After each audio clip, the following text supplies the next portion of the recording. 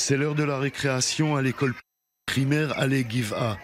Le moment aussi de changer de salle de classe, dans ce cas, l'un des 4 abris dont dispose l'établissement. Mais en temps de guerre, ces abris ne sont conçus ni pour y accueillir les 500 enfants et enseignants, ni pour y rester longtemps.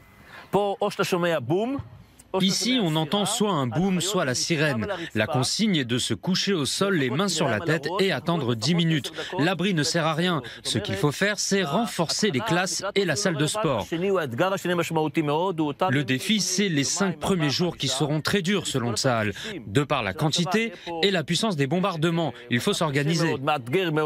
À la lumière de la tension entre l'Iran, qui arme le Hezbollah, et Israël, la question n'est pas si, mais quand le prochain conflit entre Tsahal et l'organisation chiite libanaise éclatera. Selon les renseignements militaires israéliens, l'armée de Hassan Nasrallah disposerait d'un arsenal d'une centaine de milliers de missiles et de roquettes. Lors de la dernière guerre du Liban, 4000 roquettes ont frappé le territoire israélien. Le talon d'Achille du front nord, c'est la défense civile. Pourquoi la résilience de la population civile est-elle si importante? Quand la guerre éclatera, il faudra permettre à l'armée de remporter une victoire décisive. Si c'est le chaos, qu'il y a des blessés et des maisons détruites, l'armée sera confrontée au problème et ne pourra remplir sa mission principale.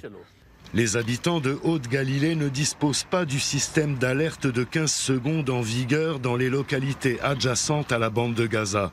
300 villes et villages abritent 300 000 résidents dans un rayon de 45 km, ce qui correspond à la portée des missiles les plus communs.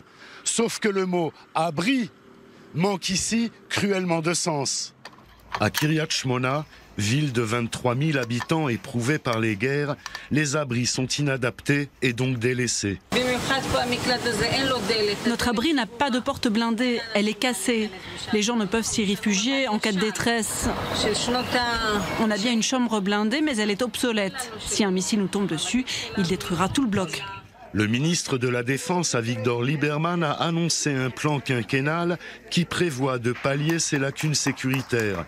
Le bouclier du Nord prévoit de construire 200 000 chambres blindées, d'adapter 550 abris publics aux menaces actuelles, de renforcer 800 écoles, les centres administratifs et hôpitaux de la région, et de consolider la protection de 21 collectivités adjacentes à la frontière. Le plan doit être avalisé par le gouvernement le mois prochain. Le coût de l'opération, 1,2 milliard d'euros. Ce plan est excellent, mais il faut réduire le temps de son exécution de 5 à 2 ans. Le temps presse.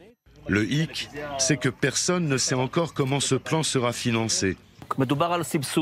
Si l'État subventionne la construction des abris de telle sorte qu'une chambre blindée coûte le 6e de son montant actuel, qui est de l'ordre de 42 000 euros, les gens seront motivés. Les enfants nés après la dernière guerre du Liban sont insouciants des dangers qui pèsent sur la région.